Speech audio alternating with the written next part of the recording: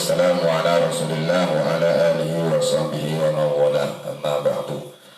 Pagi ini kita akan melanjutkan kajian kita, masih membicarakan seputar syaraitu wujubis sholat.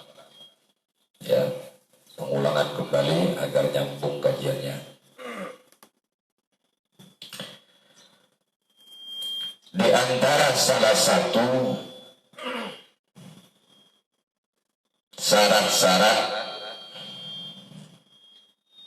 bagi seorang umat baginda Nabi Muhammad sallallahu alaihi wasallam untuk mengerjakan daripada kewajibannya, yakni perintah daripada Allah Subhanahu wa taala, syarat wajibnya untuk mengerjakan ibadah sholat. Salah satu asya ada tiga mana? Ada tiga macam. Ahaduha al-islamu fala tajibu sholatu an kafir aslihi. Di antara salah satu syarat-syarat bagi seorang umat untuk mengerjakan ibadah sholat, baik laki-laki maupun perempuan, yang beriman kepada Allah, yang memiliki ketakwaan kepada Allah, yang telah berbaiat kepada junjungan kita baginda Nabi Muhammad sallallahu alaihi wasallam, yang mengikrarkan kalimat syahadat, wajib hukumnya untuk mengerjakan ibadah sholat. Di antara salah satu wajibnya atau syarat-syarat diwajibkannya seorang umat untuk mengerjakan ibadah sholat adalah salah satu asya, ada tiga perkara. Yang pertama adalah Islam. Yang pertama Islam.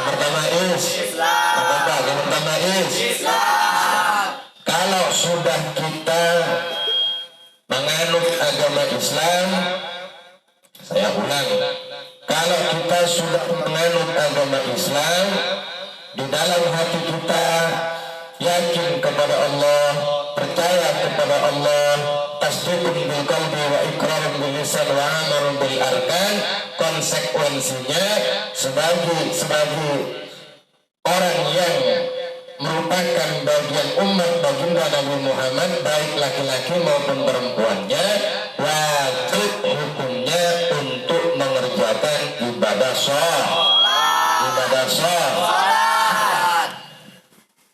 Mau sakitkah, mau sehatkah, mau senang, mau susah, mau kaya, mau miskin, suka tidak suka, wajib hukumnya untuk mengerjakan ibadah sholat. Wajib hukumnya untuk mengerjakan ibadah sholat. Mengerjakan ibadah sholat khusus untuk umat baginda Nabi Muhammad yang beragama Islam. Tidak melihat latar belakangnya, tidak melihat daripada sukunya, tidak melihat di mana dilahirkannya. Mau orang Batak, mau orang Melayu, mau orang Jawa, mau orang Madura, berbagai macam suku, kalau sudah beragama Islam, kalau sudah menganut agama Islam, yakin kepada Allah, konsekuensinya wajib hukumnya untuk mengerjakan sholat 5 waktu. Zuhur, asar, maghrib, isya, dan sholat subuh. Zuhur ada berapa rakaat?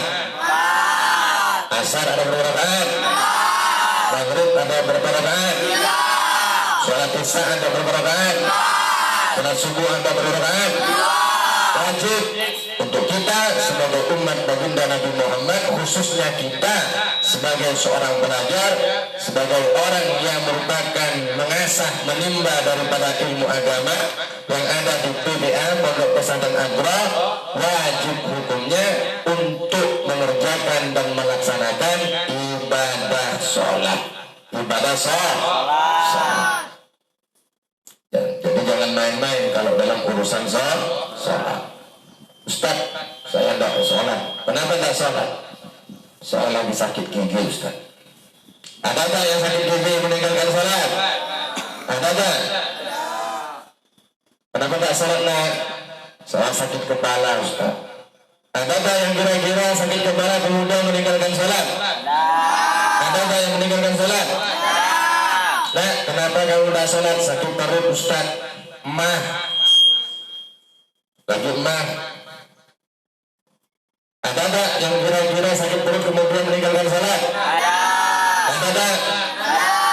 Mau sakit, mau sehat, mau susah, mau bahagia, mau kaya, mau fakir, mau miskin, wajib hukumnya untuk mengerjakan ibadah sholat. Paham semua? Paham semua? Paham semua? Nah. Tolak ukur bagi umat baginda Nabi Muhammad Sallallahu Alaihi Wasallam, tolak ukur kesempurnaan keimanan dan ketakwaan kita kepada Allah adalah mengerjakan ibadah sholat. Fala tajibu sholatu alal kafir aslihi, tidak diperkenankan, tidak diwajibkan, tidak diperbolehkan, tidak dianjurkan bagi seorang umat yang beragama kafir, yang tidak beragama Islam. Orang yang tidak beragama Islam tidak diwajibkan untuk mengerjakan sholat, tidak diwajibkan untuk melaksanakan ibadah sholat. Ya, mau beragama apa, tiga, siga, alhasil di luar agama Islam, orang yang tidak beragama Islam tidak diwajibkan untuk mengerjakan ibadah sholat. Syarat untuk mengerjakan ibadah sholat adalah Islam. Titik. Adalah Islam.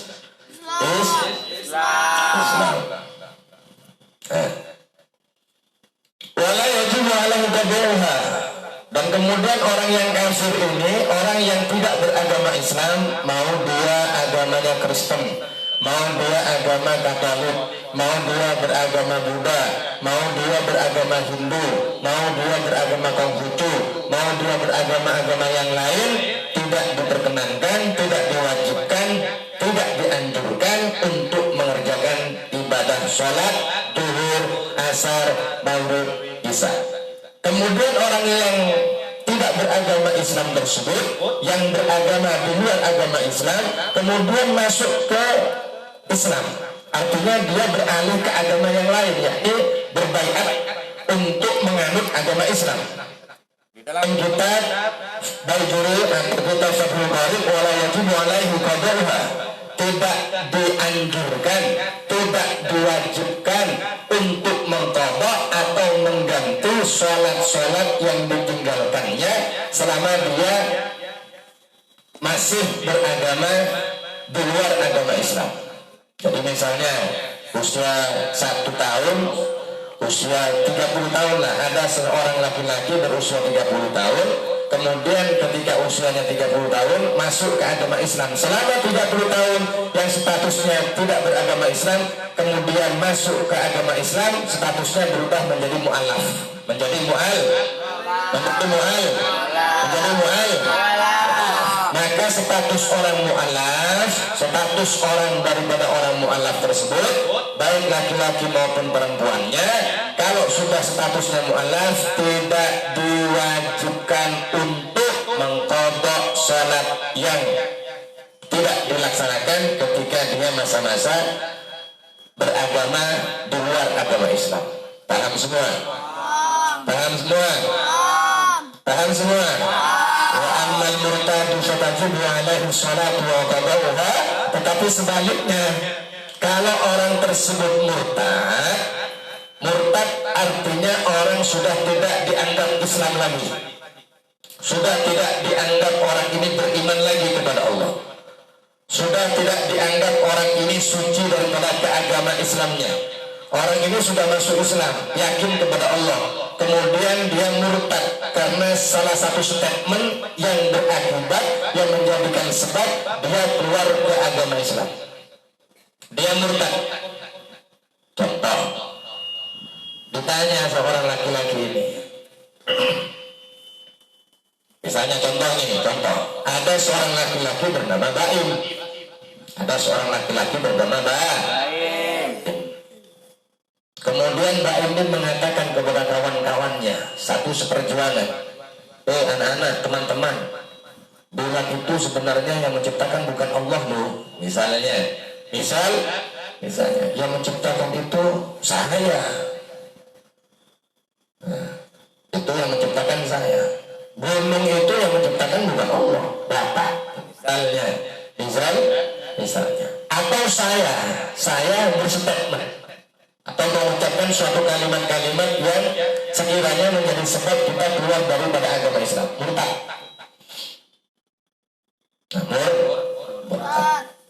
Saya bilang kepada Anda, Dr. Arif, bintang itu yang menciptakannya dulu nenek moyang saya.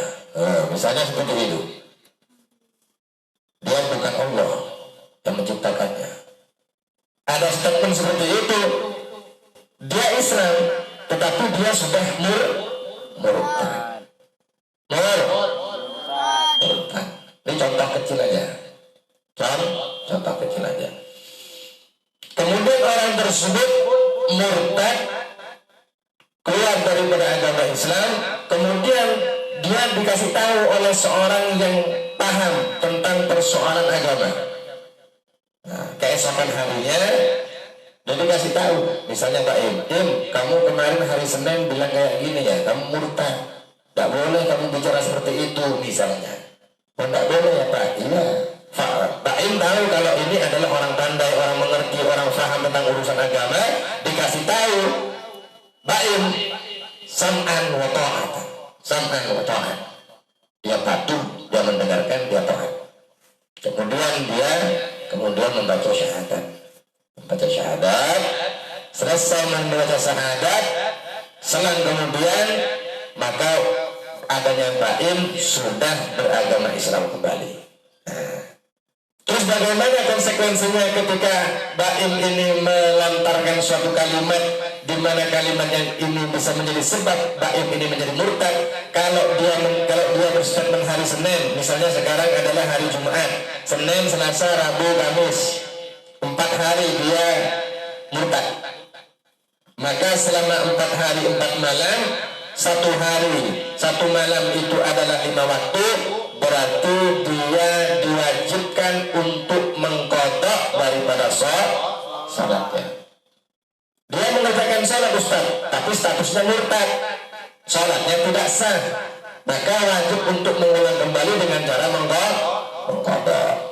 Dan kedua, wasalil bulugh, syarat-syarat untuk mengerjakan ibadah salat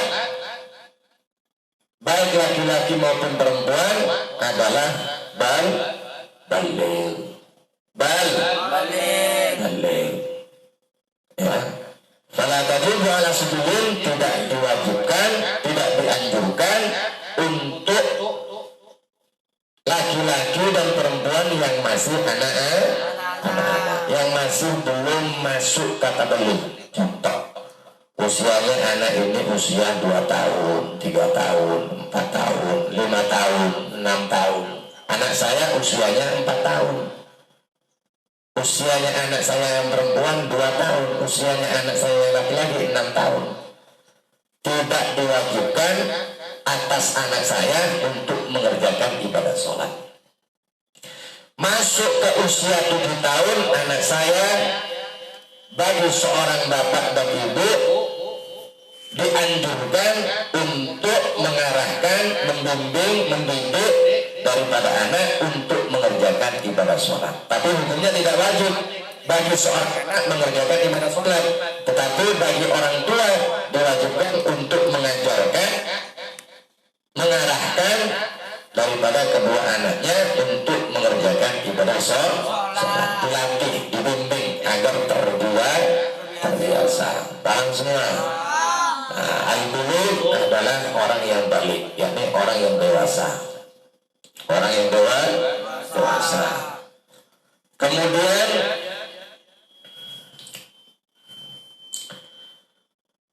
wasalisul aktu, yang ketiga,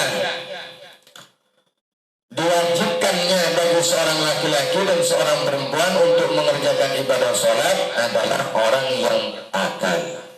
Satu, Islam. Dua, balik, yakni orang dewasa. Tiga, syarat mengerjakan ibadah sholat adalah orang yang berakal. Fala tajibu ala majnun, tidak diwajibkan bagi seorang laki-laki maupun seorang perempuan yang statusnya adalah orang gila. Kalau ada seorang perempuan atau seorang laki-laki yang statusnya gila, maka orang gila tersebut tidak diwajibkan untuk mengerjakan ibadah sholat. Kenapa? Karena syarat untuk mengerjakan ibadah sholat, syarat yang ketiga adalah akil, berakal.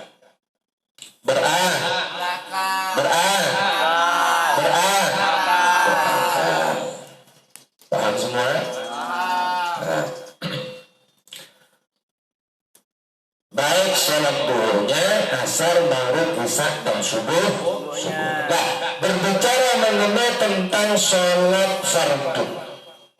Berbicara mengenai tentang sholat fardu, garis bawahnya adalah aqwalun wa af'alun muftatahatun bitakbir wa muftatamatun bitaslim bi syara'in mahsusatin.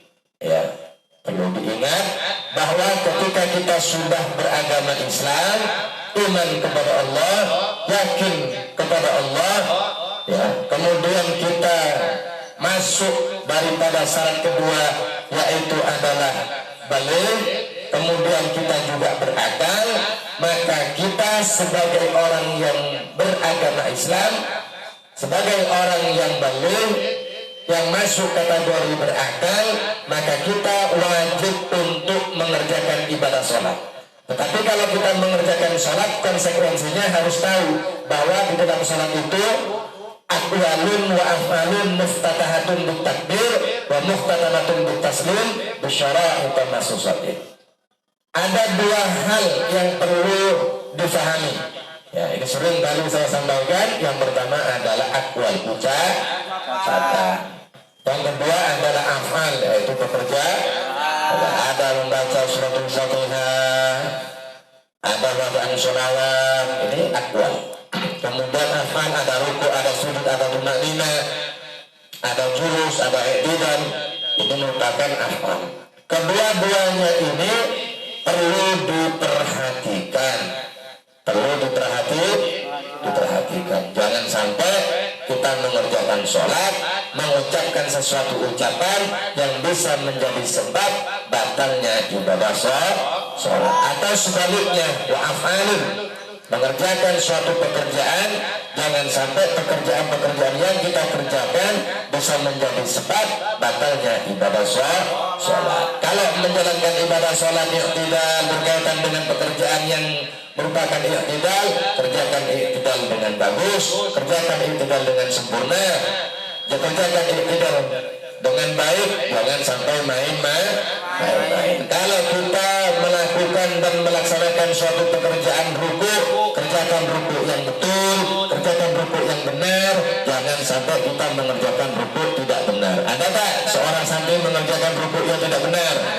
Ada tak? Hati-hati, jangan sampai kita ini mengerjakan ibadah sholat yang berkaitan dengan ruku, kemudian rukunya buat main-main. Kemudian kerjakan suatu pekerjaan di dalam sholat yang berkaitan dengan sujud, mau i'tidalnya, mau rukuknya, mau sujudnya. Kalau sujud, kerjakan sujud dengan yang baik, dengan betul, dengan benar. Jangan sampai kita mengerjakan pekerjaan-pekerjaan yang berkaitan dengan sujud, kemudian sujudnya buat main-main. Ada tak main-main sujudnya? Ada tak main-main sujudnya? Nah, kepalanya diputar-putar. Ada tak? Ketika sujud kita bicara bisik-bisik sama temannya. Ada tak? Kalau kita mengerjakan ibadah sholat yang berkaitan dengan af'alun, yakni pekerjaan, i'tidalnya tidak sempurna, rukuknya tidak sempurna, sujudnya tidak sempurna, alhasil dibuat main-main, maka ibadah sholatnya bisa menjadi sebab sholatnya batal.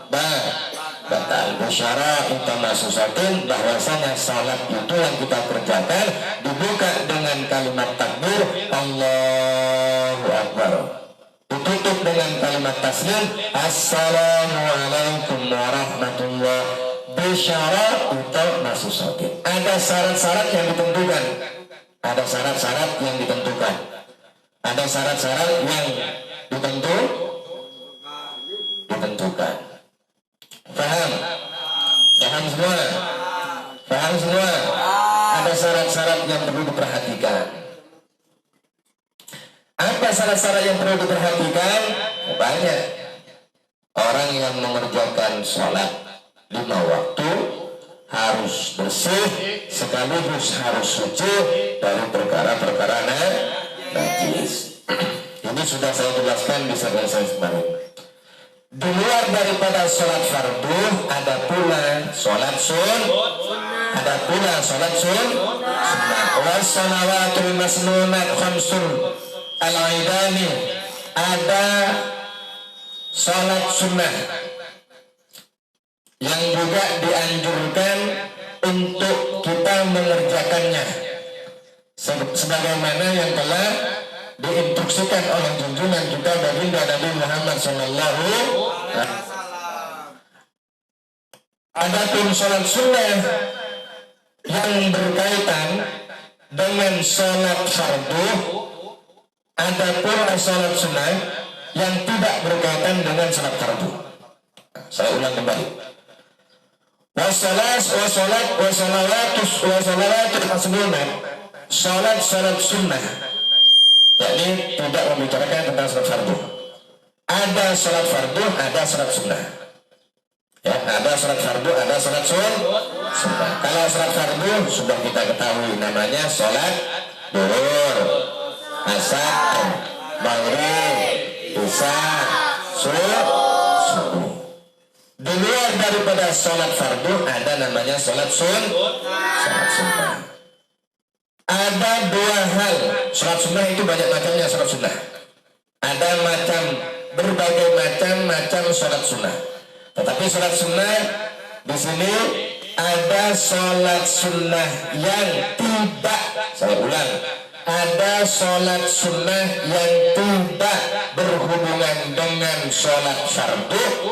Ada pula sholat sunnah yang berhubungan dengan adanya sholat fardu. Sholat sunnah yang tidak berhubungan dengan sholat fardu ada khamsun, ada lima.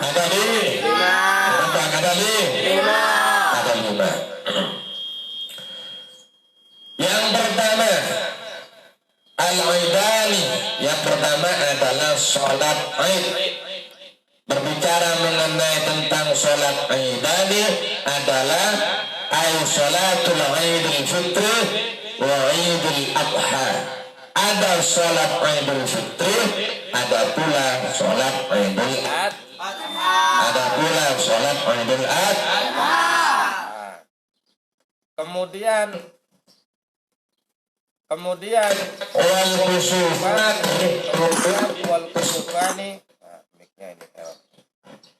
wal kusufani yang kedua ada sholat kusuf. Ya, sholat kusuf. Ada sholat kusuf syamsi, ada pula sholat wa khusufil qamari. Ada empat. Yang pertama tadi wal aidani. Maksudani adalah sholat id. Sholat id ada 2. Ada idul ada sholat idul fitri, ada sholat idul adha. Ya. Kemudian wal kusufani, maksud daripada sholat kusufani adalah sholatul kusufis samsi, gerhana matahari. Wa khusufil qamari, yang keempat adalah sholat gerhana bulan. Sholat gerhana bulan. Ada gerhana matahari, ada pula gerhana bulan. Kalau kita sebagai manusia jangan meniru gerhana matahari, jangan meniru gerhana bulan. Maksudnya gimana Ustaz? Maksudnya itu kalau gerhana matahari biasanya terang, sinarnya itu terang, cahayanya terang, akhirnya menjadi redup. Tahu redup? Tahu redup? Biasanya matahari itu terang, kemudian redup, hilang sinarnya. Hilang sinarnya. Kalau tidak salah tanggal 15, tanggal 16 tahun 2000 berapa itu? 2020. Nah, kemarin di Kota Batam ada gerhana matahari. Kebetulan di PPA kita menjalankan dan melaksanakan sholat gerhana matahari. Kita menjalankan sholat, kemudian sholat berjamaah, dan kita membaca khutbah. Nah, kita mengerjakan daripada sholat gerhana matahari. Ya, ini renungan. Gerhana matahari ini bersinar, bercahaya, terang. Kemudian kalau tiba waktunya gerhana matahari, sinar yang terang, yang bercahaya menjadi redup. Nah, kita sebagai manusia, khususnya kita sebagai seorang pelajar yang ada di PPA, jangan sampai seperti matahari yang redup, seperti matahari atau seperti gerhana matahari redup, tidak bercahaya. Kalau seorang pelajar sudah masuk ke waktu kajian kitab, kalau sudah masuk ke waktunya sekolah, kalau waktunya sudah waktu belajar, maka seorang pelajar tersebut harus semangat, harus giat, harus tegak, siap siaga untuk mendengarkan, untuk menyimak daripada ajaran-ajaran atau pembahasan-pembahasan atau yang dibahas oleh seorang guru. Jangan sampai ketika kita mengaji, ketika kita sekolah menjadi redup. Yang biasanya kita melek, mata kita buka, telinga kita buka untuk mendengarkan, redup, ngantuk gini. Ada apa yang ngantuk? Ada apa yang ngantuk? Ada yang ngantuk? Ngaji mau tersungkur, saking ngantuknya sampai mau kita tersungkur. Sek ini. Ada tak seperti itu? Ada tak seperti itu? Nah, ini. Jangan sampai seperti matahari yang redup. Yang kelima, istisqa. Yang kelima adalah wal istisqa, yakni mengerjakan ibadah sholat sunnah yang berkaitan dengan sholat istisqa.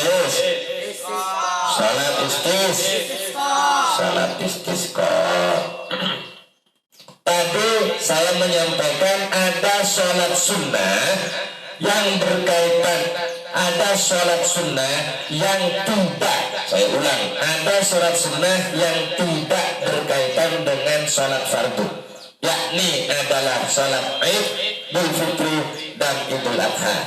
Kemudian sholat kusuf dan sholat khusuf, sholat gerhana matahari dan sholat gerhana bulan. 4. Wal istisqa yang terakhir, yang nomor 5 adalah sholat istisqa. Kelima sholat yang barusan saya sebutkan adalah merupakan sholat sunnah, dan sholat sunnah tersebut tidak berkaitan dengan sholat fardu.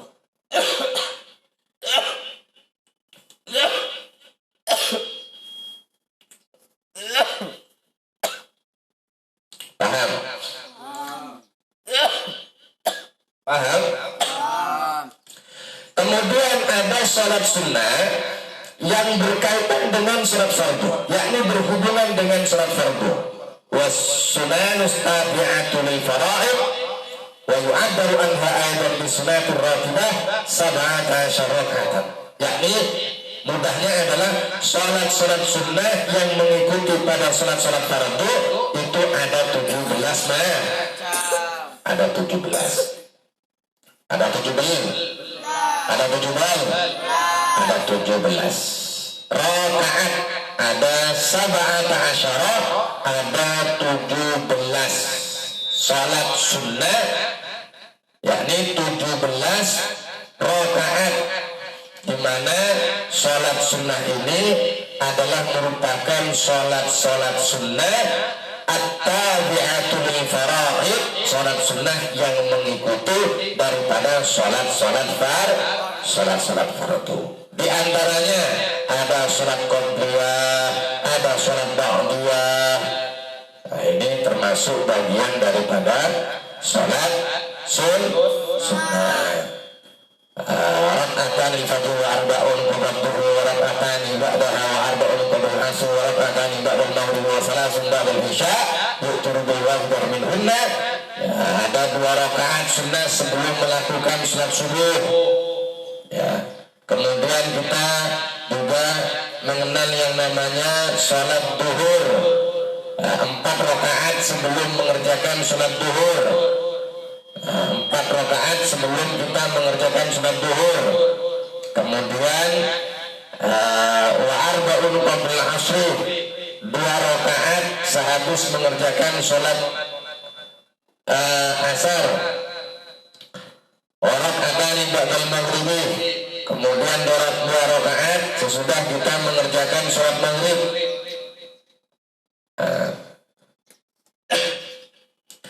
Wa salasun ba'dal isya yu'tiru bil wahidah, 3 rakaat sehabis kita mengerjakan salat isya. Ini merupakan bagian contoh-contoh mana salat tersebut adalah merupakan salat sunnah yang masuk kategori was sunanut tabi'atul fara'id. Paham ya? Paham semua? Paham semua? Jadi ada sholat yang tidak berkaitan dengan sholat fardu, yakni tidak berhubungan dengan tabi'atul faraid.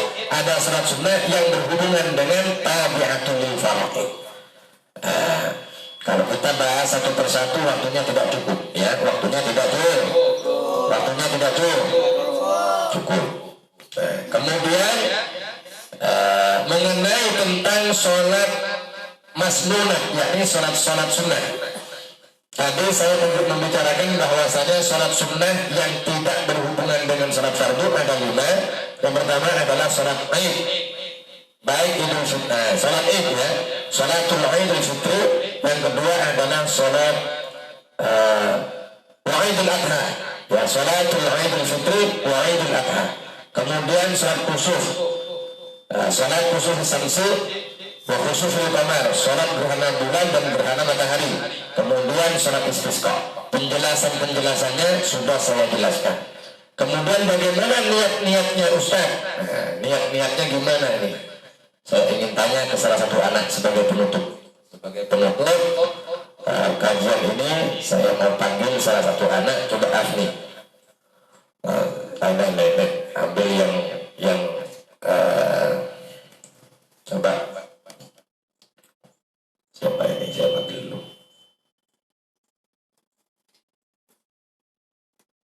Coba Fatih sini. Gantian. Salat sunnah. Niat salat sunnah, salat Id. Ada witri, ada salat Idul Adha, ada salat Idul Adha. Coba agak sini, agak sini. Bismillahirrahmanirrahim. Usolli sunatan Aidil Fitri Ra'ataini mustaqbilal kiblati adaan makmuman lillahi ta'ala. Usolli sunatan Aidil Adha Ra'ataini mustaqbilal kiblati adaan makmuman lillahi ta'ala.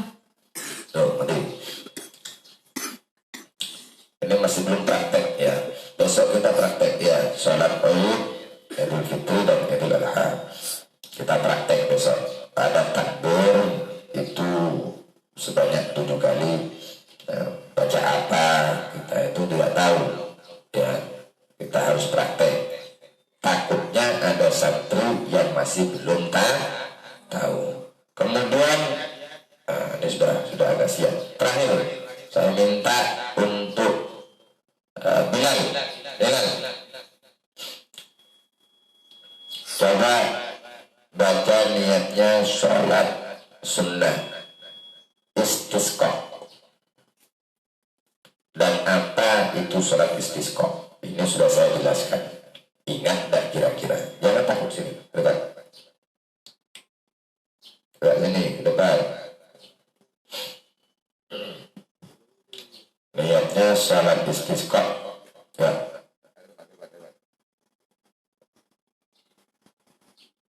Salli sunnatan al-istiqai.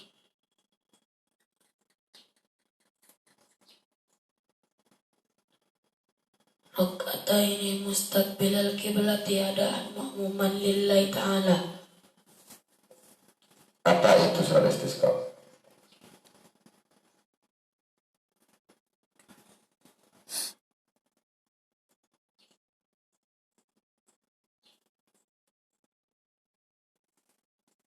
Adalah meminta turunnya hujan. Bagus. Adapun cara-caranya ya sama lah dengan sholat Idul Fitri dengan Idul Adha ya.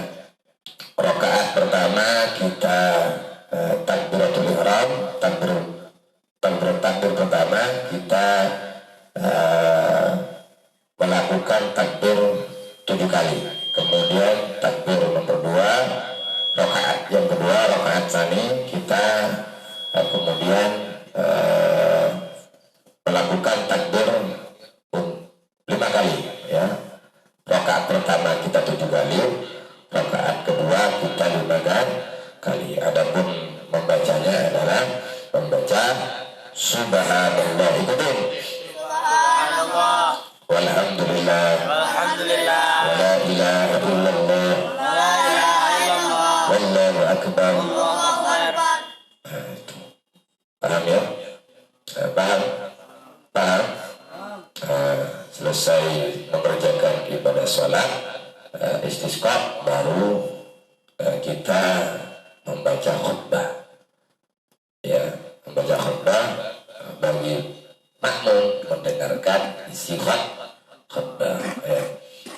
Di segmen mendatang praktek mungkin satu anak jadi imam, saya nanti yang imam, mungkin Amin jadi imam sholat Idul Fitri, nanti ganti lagi imam sholat istisqa, sholat sunnah istisqa, mungkin nanti irfannya ya. Paham? Saya biar di luar, nanti saya berikan tes ujian praktek-praktek sholat-sholat yang berkaitan dengan sholat sunnah ya, yang 5 sholat sunnah yang tidak berhubungan dengan sholat fardu. Paham semua? Karena sudah sempit, kesalahan, kehilafan datangnya dari saya, kebenaran dan kesempurnaan datangnya dari Allah Subhanahu wa ta'ala. Kita tutup dengan doa kafaratul majelis. Subhanallah, baca sama-sama ya, bismillah.